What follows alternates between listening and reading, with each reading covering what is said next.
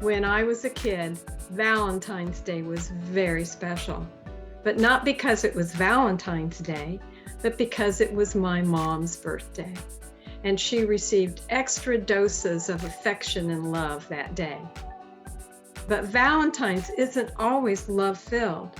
When I was in elementary school, on Valentine's Day, we each had a paper bag taped to the back of our chair, into which our classmates would circulate among the rows in the class and drop Valentines into the bags. I only received the small, tiny Valentines, not the big, fancy, lacy ones that a few very popular kids received. Back then, I felt that love was measured by the size of the Valentine. But now I know that the size of the Valentine in a box of chocolates does not measure love. I know now that we are the Valentines. By our loving, living, and committing to build a beloved community with generous hearts, we are giving and receiving love, saving lives, and helping to heal broken hearts. On this Valentine's Day, I welcome you to Community Unitarian Universalist Church online. My name is Jen Mason, and I'm one of our worship associates.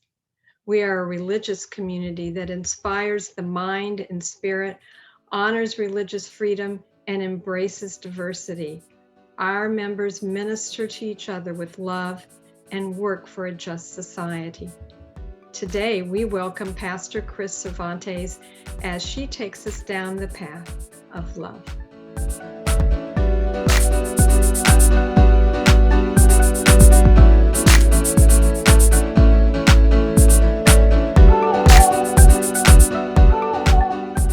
Good morning, I'm Pastor Kris Cervantes. Welcome to Community UU Church. Before I begin this morning's call to worship, I thought I would talk a little bit about the word worship and what it means. Many people who step through our doors for the first time, not to mention many of our long-time veteran members, the word worship has a lot of weight and carries a lot of freight for them. And so there's some reluctance to use this word because it's been used in so many contexts to mean so many different things. I will say that as a Unitarian Universalist who was raised humanist, I have found great pleasure in reclaiming the words of transcendence for our faith, even though it may have different, radically different ways of living out its mission in the world. And what that means for me is looking at the original meanings of these words. Worship comes from an Old English phrase, and it meant to lift up that which is worthy. To lift up that which is worthy. And so I believe that that's what we are doing or trying to do every Sunday here at Community UU Church. And that is why we use the word worship. So with that in mind, let me begin this call to worship. Oh, my friends, gather close this morning. Come closer to the fire that will kindle today. It's cold outside, beloveds, but warm with you, I hope. We come together as always to celebrate that warmth and also to be reminded of those whose homes are cold, our neighbors, our kin. We come together as always to light a fire in ourselves that we may create a world in which there is warmth, safety, and love for every person. So gather closer, my friends. The fire is about to be lit. Come closer and let us worship together.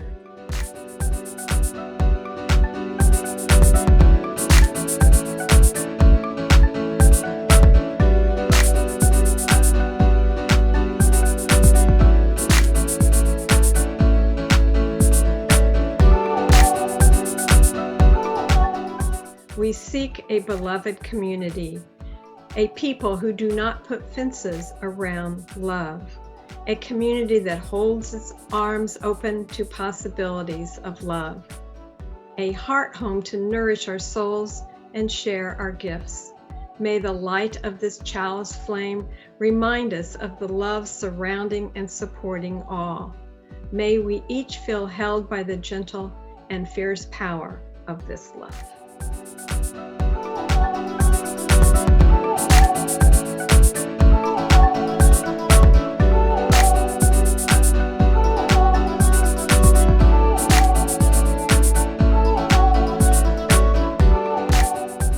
How do we live our UU values, starting with one another? What do we need to promise one another in order to create a loving and supportive community?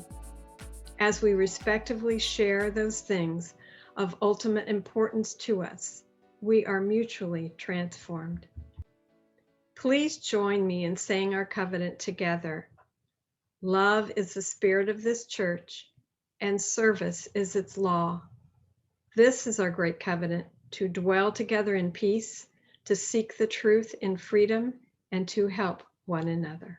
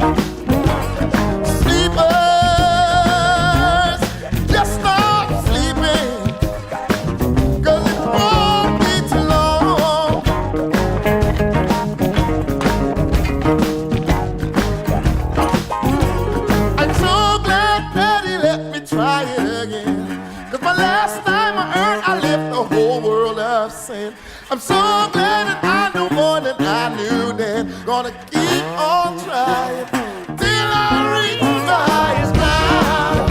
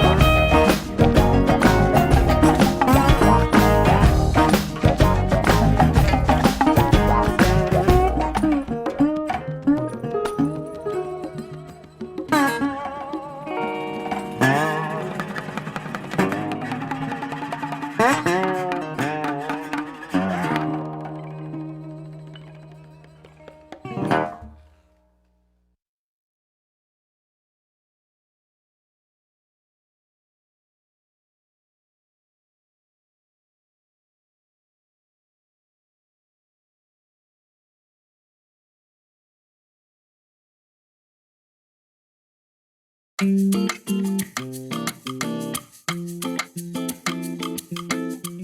give thanks for love, agape and eros, chocolates and pillow talk, and all of Cupid's arrows, for unrequited yearning and the grand passion burning, for quiet appreciation and platonic contemplation. For lovers, too, we offer thanks, those gay and straight, near and dear, gender metaphoric or beautifully queer, for swooning adolescents and seniors in senescence, who are the bloom in life's bouquet, the hearts and flowers of Valentine's Day. For all that makes our pulses run, heart rates quicken, and keeps tickers ticking, we bless you, Lord, who made Eve with Adam and filled the world with both sirs and madam, for birds and bees and varieties of conjugation, we lift our voice in celebration.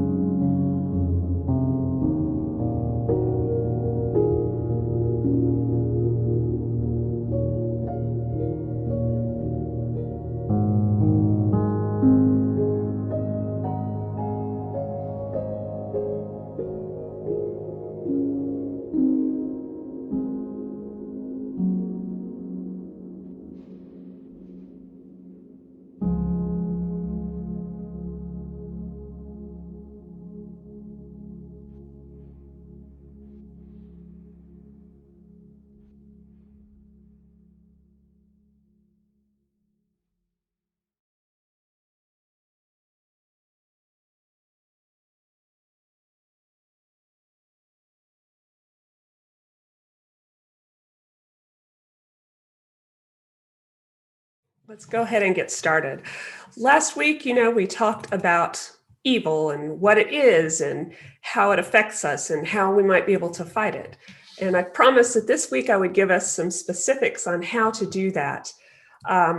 I just want to say that just as last week I framed the discussion around white supremacy culture in general, this week this conversation is going to be structured around defeating white supremacy in our law enforcement and justice systems. So that will be kind of the ongoing example that we use throughout the service or throughout the sermon. Last week, when we looked at those meanings and definitions of evil, we examined it through that lens of use and practice today. Our deep roots in humanism and science inform our understanding of evil as a human reality rather than a supernatural cosmic struggle outside the bounds of our existence. We recognize that every human contains the potential for good and for evil. For today's discussion, we have to not only look at what evil is and why we renounce it, but how. And as we contemplate these mysteries, we must also invite in one of the fundamental building blocks of our faith, covenant. Unitarian Universalism is a covenantal faith. We promise, we covenant, to live in peaceful, just communities with the world and with our congregations, families, and in our lives. Love is the spirit of this church. That's our covenant, the beginning of it. This is Harriet. Through the lens of covenant, we understand that the most fundamental expression of evil is disconnection.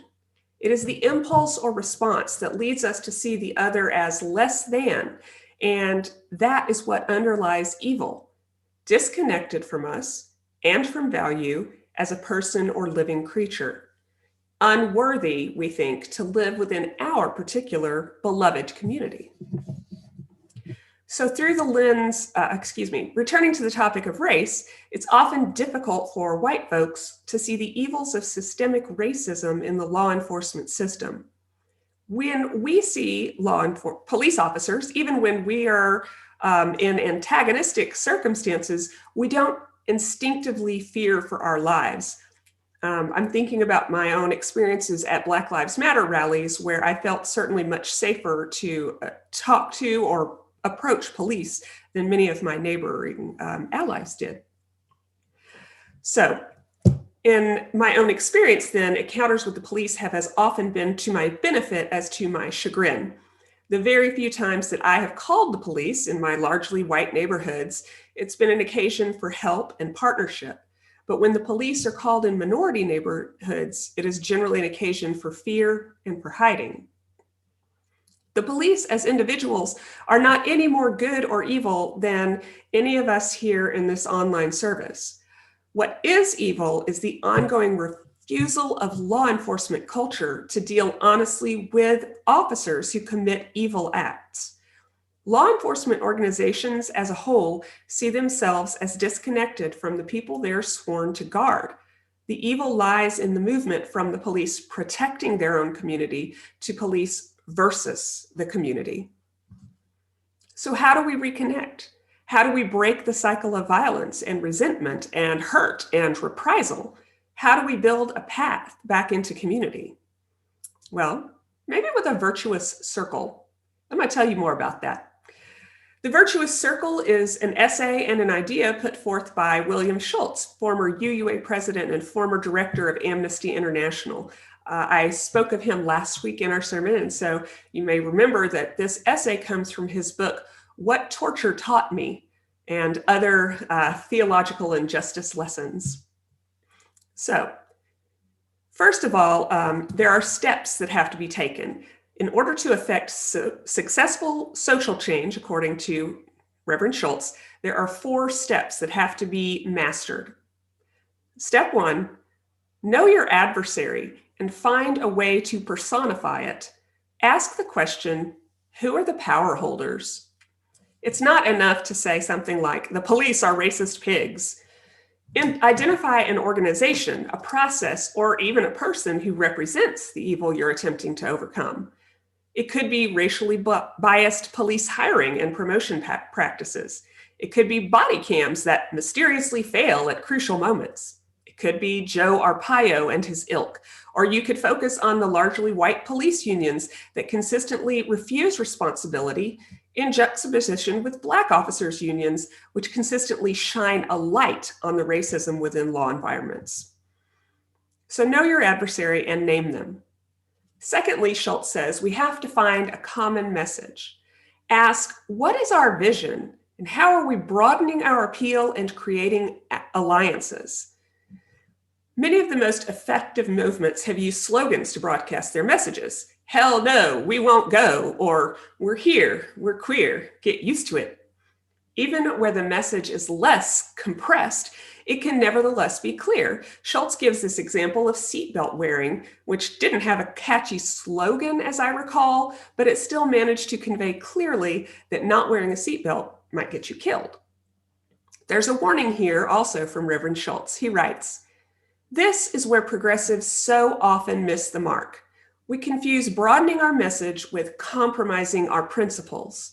It takes nothing away from a commitment to a woman's right to have an abortion, for example, if we acknowledge that the destruction of any life form gives appropriate pause, that steps to diminish its frequency are welcome, that third trimester abortions need to prompt greater scrutiny than first or second, that more robust adoption alternatives for those who choose to carry a fetus to term are useful.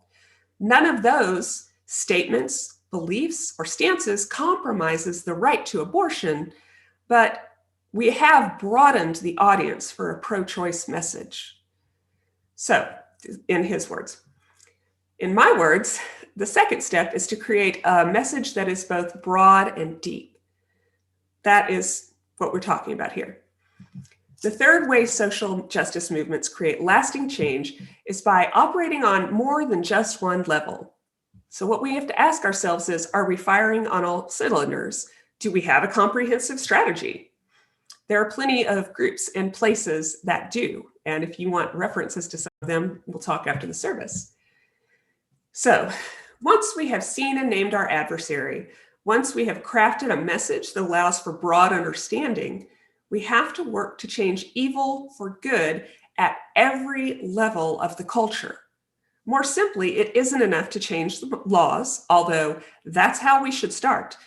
But we also do have to change people's minds. And it isn't enough just to change people's minds. You have to also, again, change those laws. Here's what Schultz says about that. The prohibition movement changed the laws, but not people's minds, or at least their proclivities. The pro-choice movement changed the laws through the courts, but has failed to convince a sustainable majority of those laws' legitimacy. And so the pro-choice movement is in constant danger of regression. The anti-Vietnam War movement, on the other hand, changed people's minds about the war, but failed repeatedly to block appropriations or win enough elections to actually stop it. The civil rights movement did both. It changed people's minds, both elites and grassroots, and it also changed the laws. And when the laws changed, more people answer the call to end white supremacy. And as they answer, more people change their minds. It creates, in other words, a virtuous circle. It is this virtuous circle that allowed Black folks and white folks to sit next to one another at lunch counters from 1960 until lunch counters, stopped existing, whenever that was. The unjust rules, Woolworth's policies on segregation, were challenged and changed along with the laws a few years later. And with this, habits began to change. And as Schultz put it, the white folks gradually came to think, well, hell, this is not really all that bad. And that's how new norms begin. Once in place, these norms are often, in the most successful movements, shored up by the very people who previously resisted them. So, for instance, it became not only illegal to act in segregationist ways, but also shameful. To act racist, to use racist language, came to be thought of as tacky and gross, if not worse. Now, the moment of truth, of course, is that we apparently need to do a lot of that work again, because the last 4 years have re-empowered overt racism in our society. So I'd be fine if more people felt ashamed and ostracized today due to their support of white supremacy and racism. There's a t-shirt, as it says, "Make America Sane Again." So, that said, even in the years since that 1965 voting rights bill, which has now been dismantled, it wasn't like white supremacy culture stopped existing. Racism just went mostly underground. We changed the rules, we changed the norms and expectations, but within cohorts of authority and power, such as law enforcement, racism was and is alive and well, hence our conversation today. But what you can see is that the virtuous circle is an incredibly powerful tool for real social progress. Change laws, change minds, change minds, change laws. The fourth step for effective social change is perhaps the most difficult. Successful movements must reckon with the true nature of power, both their own and that of their adversaries. So what we want to ask ourselves here is, what are we asking for? How have we made it clear to the power holders the consequences of rejecting our demands? Change agents must, as Schultz says, make clear to the power holders not only what the ask is, but what the consequences of denying that ask will be. Social movements must be both realistic and tough. In the best example ever, Schultz gives us this gem. When community organizer Saul Alinsky, the father of grassroots organizing and a character in his own right, when he was making demands of Chicago Mayor Richard J. Daley without getting appreciable results, this is a warning, I'm about to use a curse word. If there are children, cover their ears. Alinsky decided to plan a shit-in at O'Hare Airport. He told the mayor that he was prepared to bring 2,500 poor people to the airport to occupy all the bathroom stalls in the terminals so that when the business people and the tourists and the little kids came off planes, they would not find a single bathroom that didn't have a long, long line of people occupying it. Alinsky got what he wanted from the mayor.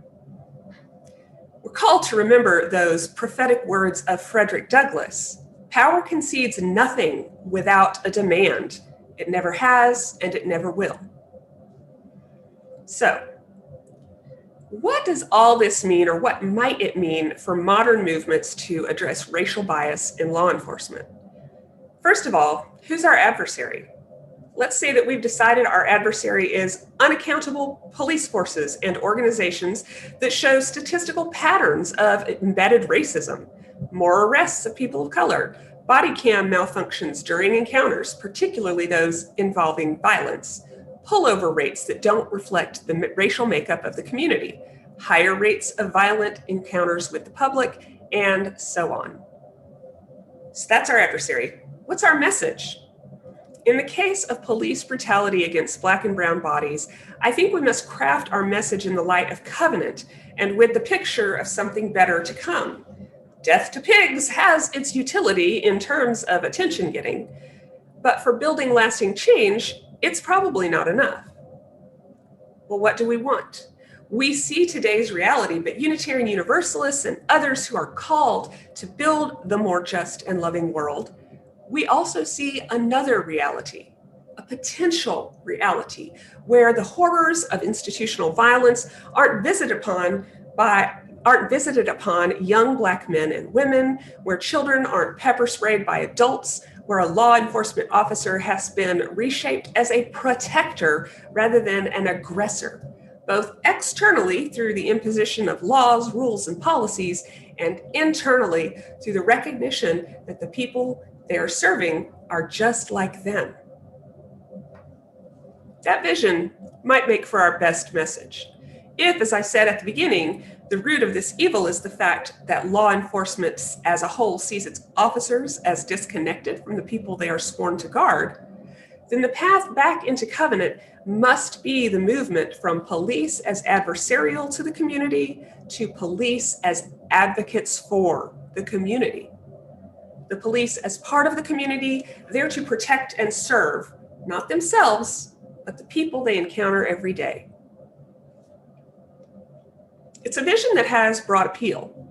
It acknowledges that the problems within law enforcement are our problems, and they're visible, and they are fixable, and they are human-sized.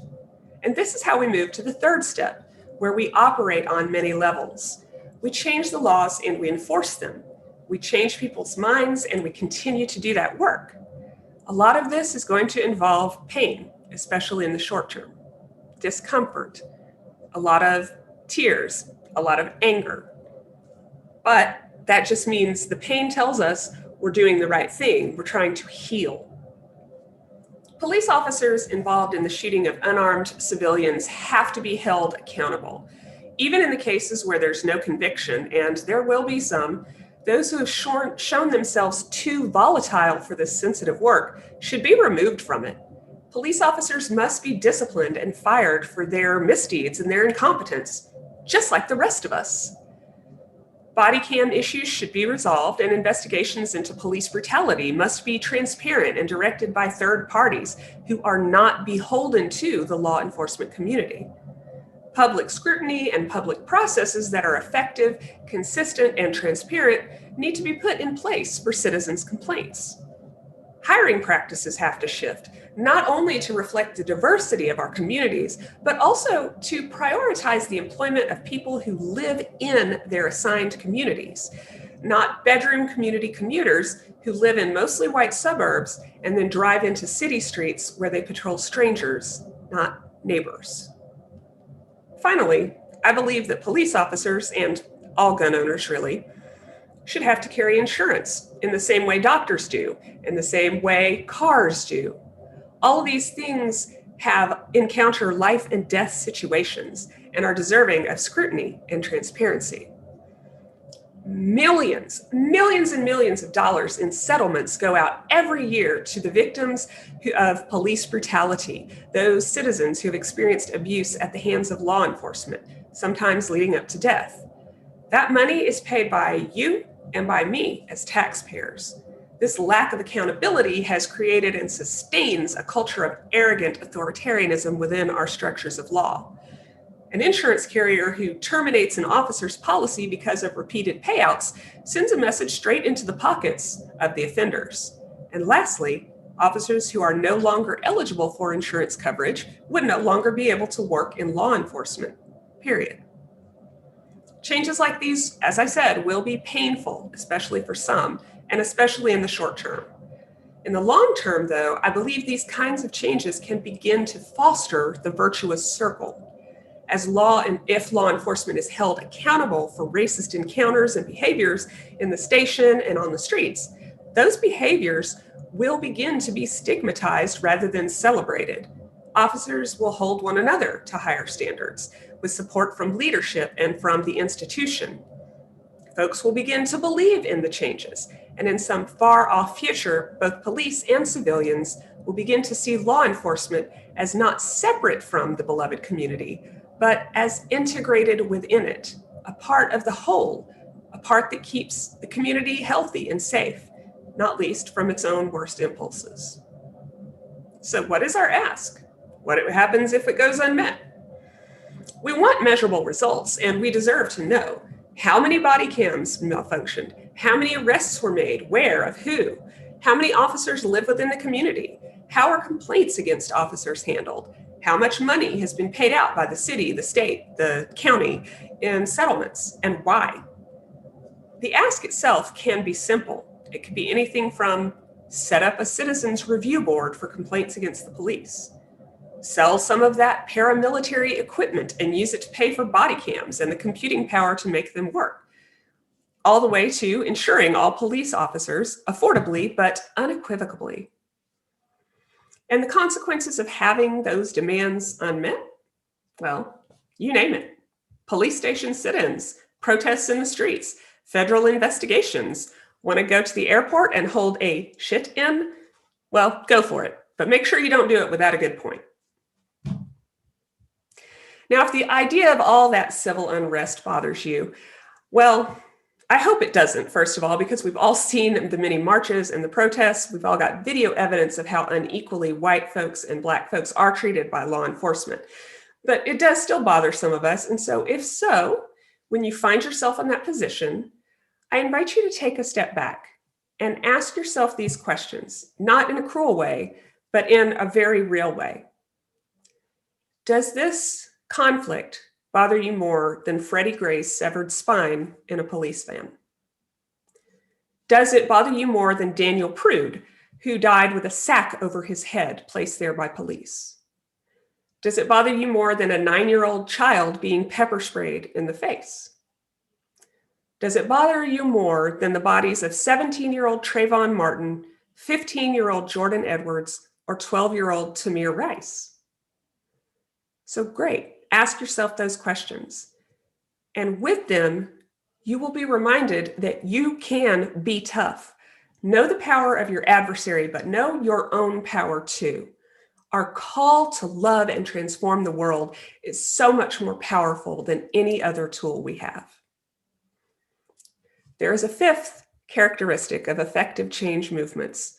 Above all, Schultz says, successful movements are patient and persistent. Schultz writes, progressive movements have always generated resistance, sometimes violent resistance, because they have known how to threaten the avatars of power. They have been very good and very brave, if not always very gentle. But the reason that those movements for social progress have been successful when they have been is because they have eventually convinced those avatars, the members of the opposing team, that they also want to live in this new world.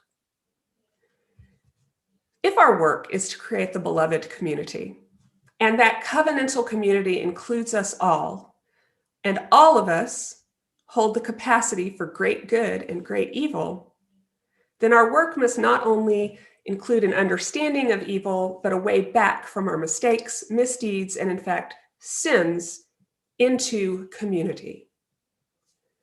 This is the patient work of centuries, the arc of our lives integrated into that arc of the universe, into justice.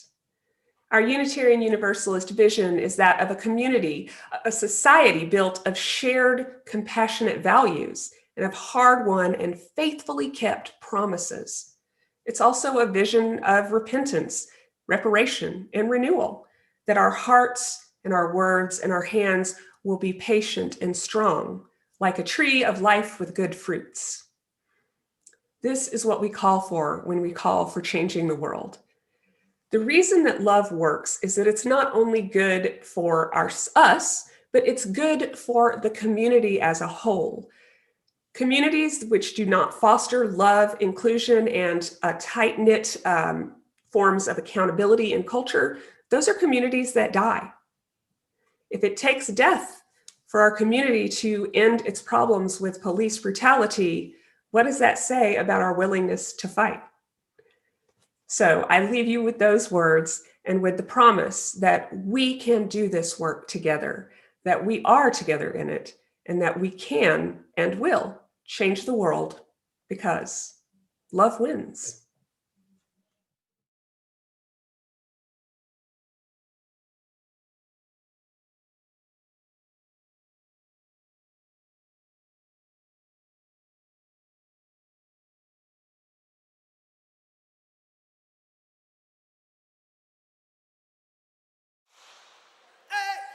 Ladies and gentlemen, turnaround arts, people all over the world, brothers, sisters, around the planet. Let's go, let's go, let's go. Come on now.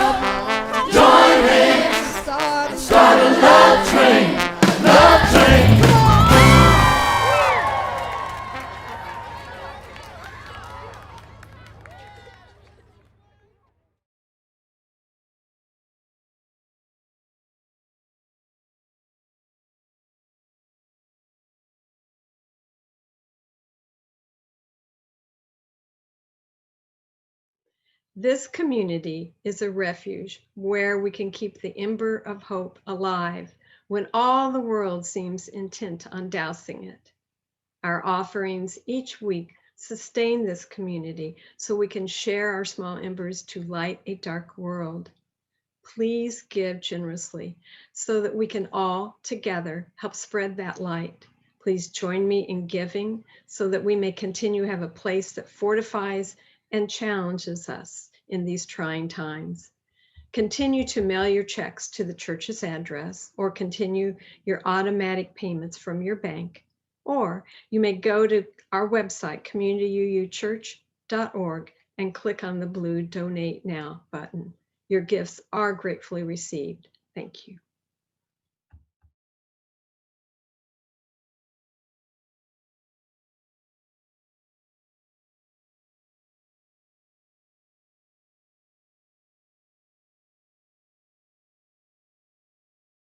As our worship time draws to a close, it is time now to extinguish our chalice. Please speak the words with me. We extinguish this flame, but not the light of truth, the warmth of community, or the fire of commitment. These we carry in our hearts until we are together again.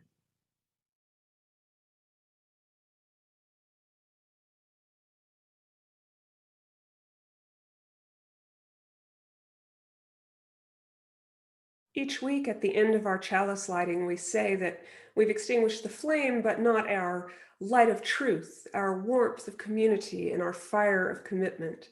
This is true. Although we have extinguished one small candle, those fires cannot be put out by something so simple as a wish. They will carry on. They will burn within us, whether we care to think about them or not. So let's think about it. Let's remember that this is one small candle that has been blown out, but the light and heat of love burns on, showing us a path forward, together, as always.